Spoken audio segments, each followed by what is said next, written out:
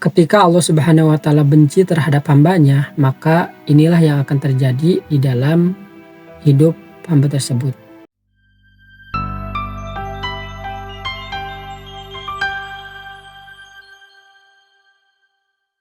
Assalamualaikum warahmatullahi wabarakatuh. Alhamdulillah wassalatu wassalamu ala rasulillah, amma ba'du.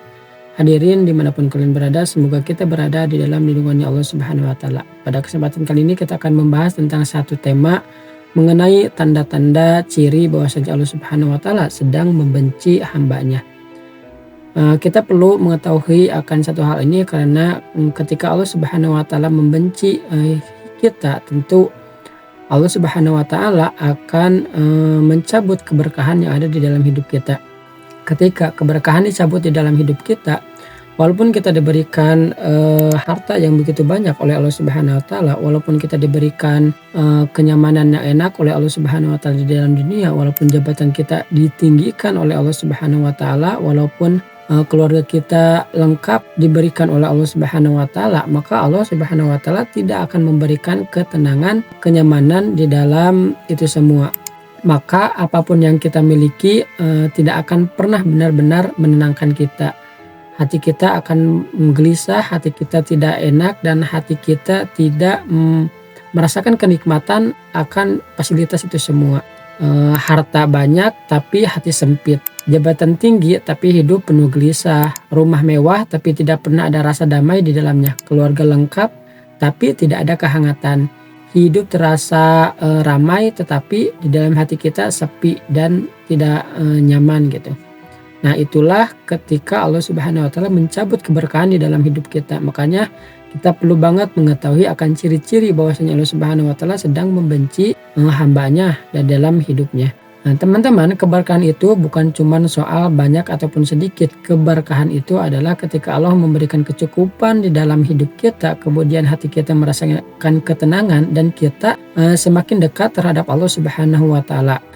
Harta yang diberikan oleh Allah Subhanahu wa taala kepada kita walaupun sedikit diberikannya, tetapi dengan harta itu kita bisa menggunakannya dengan semakin untuk jalan mendekatkan kepada Allah Subhanahu wa taala.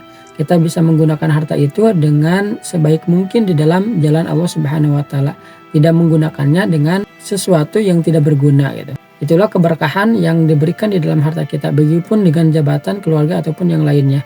Ketika Allah memberikan fasilitas terhadap kita, ketika Allah memberikan sesuatu terhadap kita, kenikmatan, kita pasti akan lebih mendekatkan diri kepada Allah Subhanahu wa taala. Itulah keberkahan di dalam semakin bertambah-tambahnya di dalam kebaikan.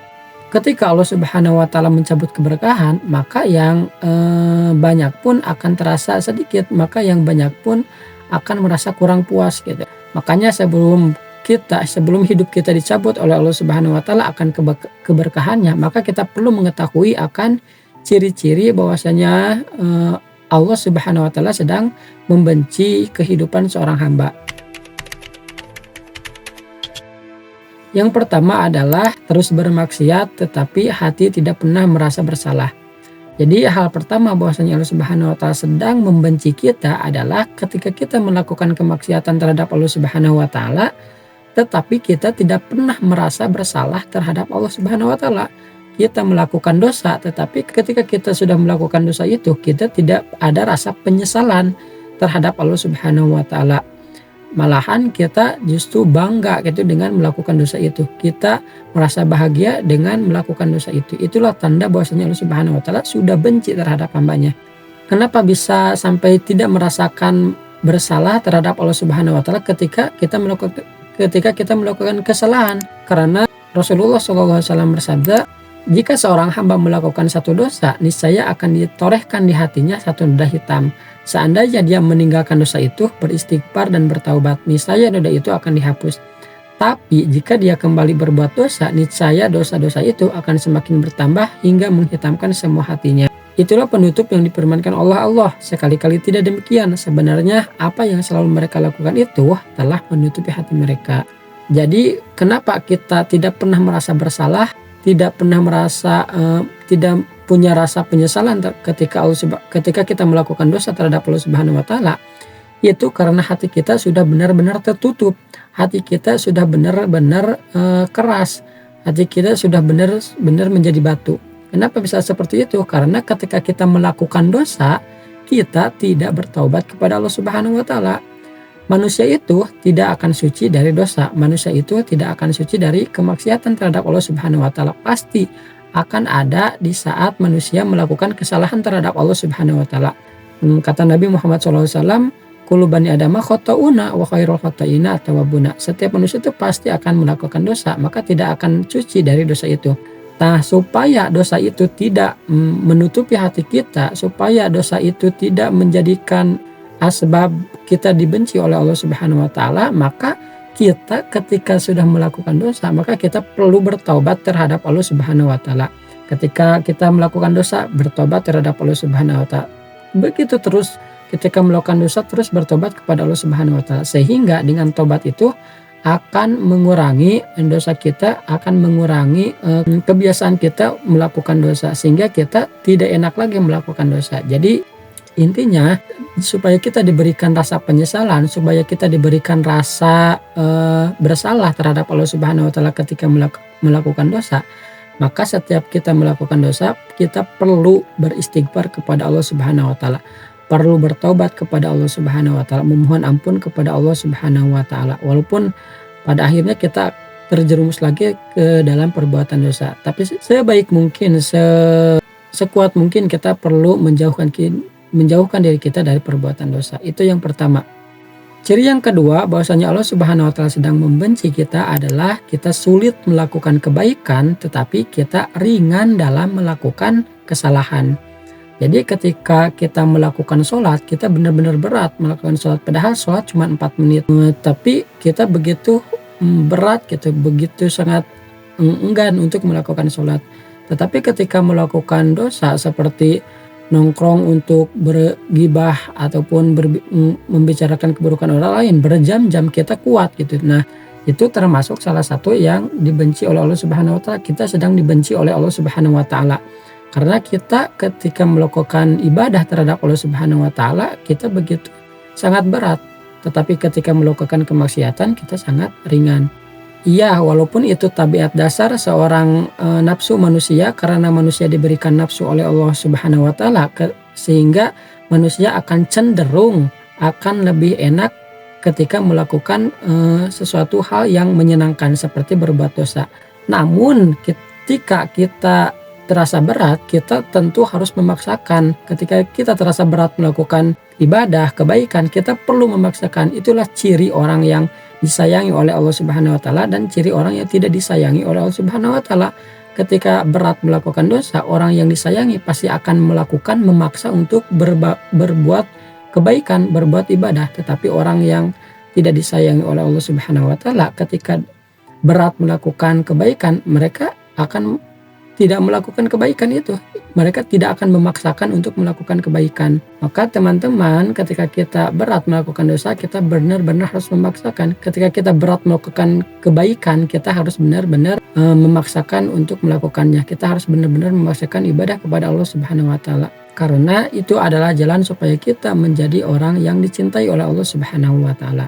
Ciri yang ketiga bahwasanya Allah Subhanahu wa taala sedang membenci kita adalah kita tidak pernah ditegur ketika kita melakukan kesalahan, ketika kita melakukan dosa, ketika kita melakukan kemaksiatan terhadap Allah Subhanahu wa taala. Jadi ketika kita melakukan dosa terhadap Allah Subhanahu wa taala, Allah Subhanahu wa taala tidak memberikan musibah untuk menyadarkan kita. Allah Subhanahu wa taala tidak memberikan kejadian yang membuat kita menangis akan musibah tersebut, akan dosa tersebut gitu.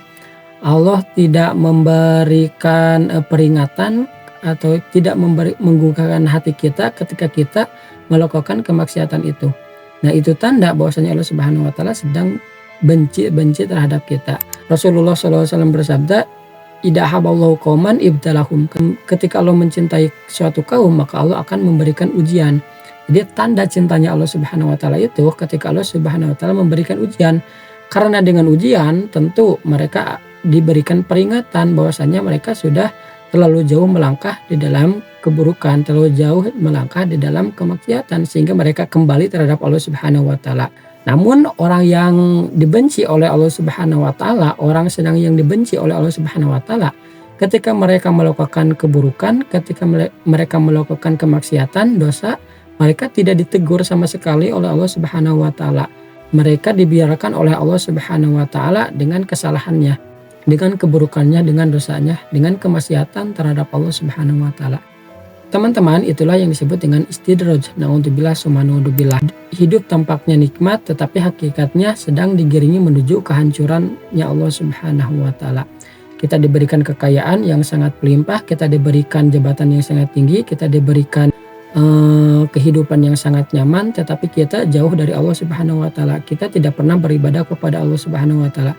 Bahkan kita sering melakukan kemaksiatan terhadap Allah Subhanahu wa taala.